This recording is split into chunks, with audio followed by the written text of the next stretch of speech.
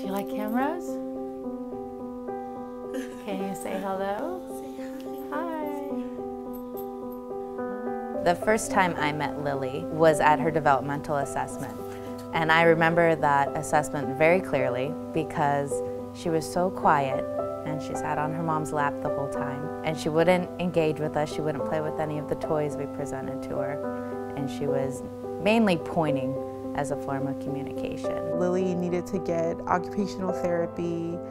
She also needed to get speech therapy and feeding therapy. I think at first I was just a little, I kind of didn't know what was gonna happen or anything like that. But then as I got to know the therapist and as I saw how Lily was just having such a good time, I knew we were at the right place.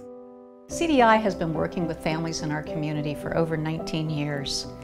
We have gone from a system that was always working with children in isolation to actually create a new model where the family is always included and where the child is really seen in the context of not only the family, but the larger extended family and the environment. What we really want to see is that every child has the opportunity to feel loved and belonging, and they have that opportunity to explore their environment, to feel that they are a part of the world that they have come into.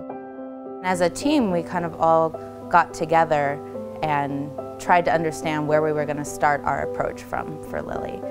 And what we came to the conclusion is she was very low aroused. She wasn't processing input as quickly as other children might. So we engaged in a lot of stimulating activities. So we were going very fast on the swing. We were doing rotary movement on the swing.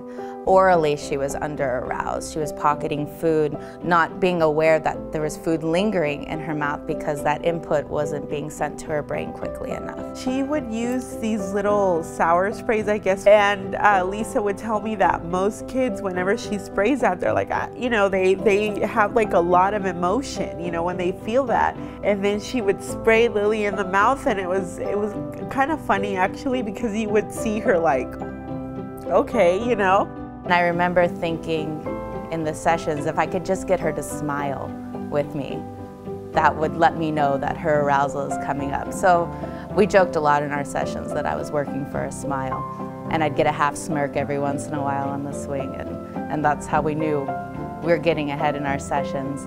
And then we started to realize after we would do these sessions, her vocalization was increasing, her engagement was increasing, and her verbalization was increasing. Maybe by like the second or third week, it was totally different. Like Lily was kind of like opening up a little bit more. Everything that I'm using at home was something that I was taught at CDI. When it came to the feeding, Lisa, she would always tell me, just kind of like stimulate like her jaw a little bit. And I still do that, if she's eating like a little piece of chicken or something, she'll just kind of look around. I just kind of come, and then I notice automatically she starts chewing again. I think from like knowing that a year later my daughter's a completely different person, it makes me feel so good. Yeah.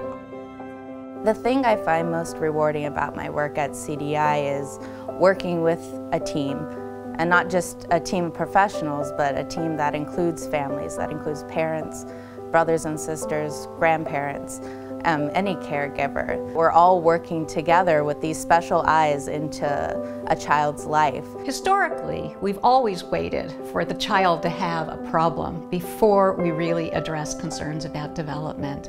And at CDI, what we have done is developed the Early Learning Center, which is a place where all children and families are welcome to come and play, not because you have a problem, but because you want your child to be thriving and you want your child to have a great environment to learn. Every parent that comes into CDI, it's my hope that they feel supported and held and given the information that they need and leave feeling with a greater amount of hope, greater confidence, greater skill in feeling like they know what to do to support their child's development. At CDI, we really encourage all families to think about that we support each other, that it is our support that really gives us the confidence to do what we need to do, to ask the questions we want to ask, and to take those actions that we need to take in order for our children to get everything they need. So we're always looking forward. We're always pushing for that successful interaction, that successful skill building, because we know that skill begets skill.